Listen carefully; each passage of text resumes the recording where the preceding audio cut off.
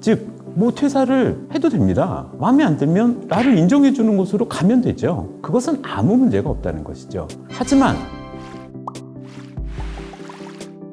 안녕하세요. 저는 K팩이라는 회사를 운영하고 있고 마인드 클리닉이라는 상담센터를 운영하고 있는 노주선이라고 합니다.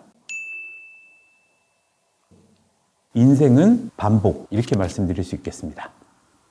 퇴사도 성격이다.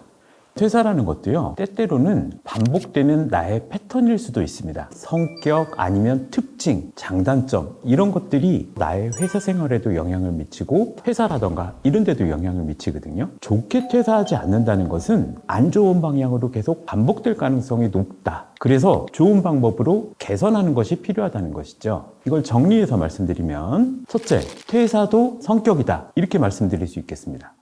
당신의 아킬레스건은 무엇입니까?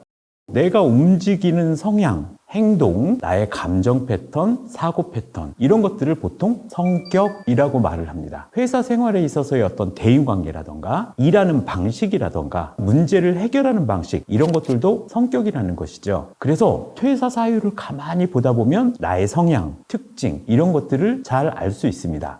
어떤 분들은 스스로 만족하지 못함이라던가 아니면 충분히 나를 인정해주지 않는 것에 대한 불만, 어떤 분들은 대인관계의 문제, 이것을 해결하는 데 있어서의 어려움 이런 것들이 다 자기의 성격과 관련이 되어 있다는 것이죠. 이런 나의 성향을 가만히 들여다보다 보면 아킬레스건을 발견할 수 있게 됩니다. 즉 어떤 일들을 잘해서 성공을 하는 것도 있지만 성공을 못하게 하는 요인들이 있습니다. 그것이 바로 여러분들의 아킬레스건입니다. 즉 내가 도저히 못 참겠는 거, 이건 너무 열받아, 이런 것들이 나의 성공을 가로막는 경우들이 매우 많이 있거든요. 그래서 어떤 직장인이든 나의 아킬레스건을 정확하게 알고 있고 이와 관련된 문제들을 해결하는 것이 필요하다는 것이죠.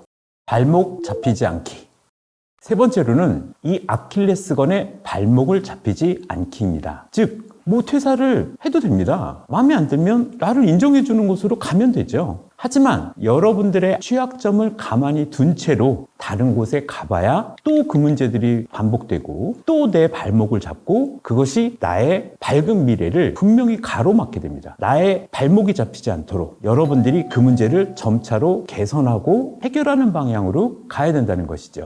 그래서 우리가 회사에서 퇴사를 할 때에도 가능한 한 좋게 조금 더 노력하는 모습들을 보인다면 다음번에 여러분들이 어디에서 새 출발을 하든지 간에 더욱더 성공적인 미래를 약속할 수 있다는 것입니다. 그런 차원에서 인생은 반복이라고 말씀드리는 것이고 이런 반복되는 과정 속에서 자기 성장, 학습과 개발이 이루어지는 것이 중요하다 이렇게 말씀드릴 수 있겠습니다.